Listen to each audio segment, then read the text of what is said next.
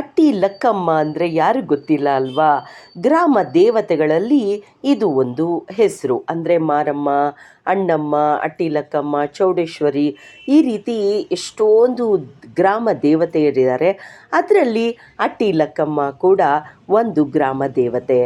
ಈ ಅಟ್ಟಿ ಲಕ್ಕಮ್ಮ ದೇವಸ್ಥಾನಕ್ಕೆ ಹೋದಾಗ ಅಥವಾ ನಾವು ಎಲ್ಲಾದರೂ ಒಂದು ರಥ ಈ ರೀತಿಯಲ್ಲಿ ಉತ್ಸವಗಳಲ್ಲಿ ಭಾಗಿಯಾದಾಗ ಹೇಳಿಕೊಳ್ಳುವಂಥ ಮೂಲ ಮಂತ್ರವನ್ನು ಈ ದಿನ ನಿಮಗೆ ತಿಳಿಸ್ಕೊಡ್ತಾ ಇದ್ದೀನಿ.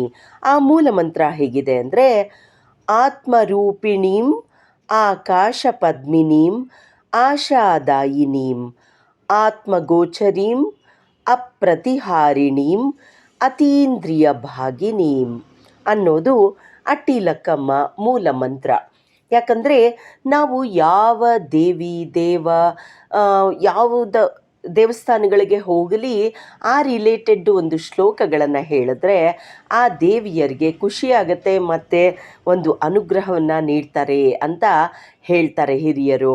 ಆದ್ದರಿಂದ ಇನ್ಮೇಲೆ ಅಟ್ಟಿ ಲಕ್ಕಮ್ಮ ದೇವಸ್ಥಾನಕ್ಕೆ ಹೋದರೆ ಅಟ್ಟಿ ಲಕ್ಕಮ್ಮನ ನೀವು ಯಾವತ್ತಾನ ದರ್ಶನ ಮಾಡಿದ್ರೆ ಈ ಶ್ಲೋಕವನ್ನು ಹೇಳಿಕೊಂಡು ಪ್ರದಕ್ಷಿಣೆಯನ್ನು ಮಾಡಿ ಧ್ಯಾನ ಮಾಡಿಬಿಟ್ಟು ಬನ್ನಿ.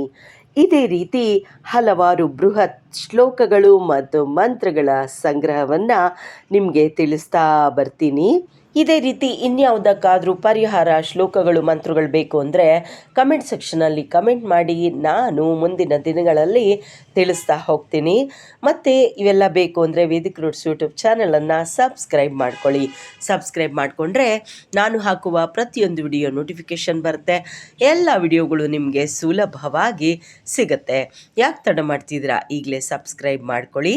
ಮುಂದಿನ ಶ್ಲೋಕ ಅಥವಾ ಮಂತ್ರದೊಂದಿಗೆ ಭೇಟಿ ಆಗ್ತೀನಿ. ನಮಸ್ಕಾರ.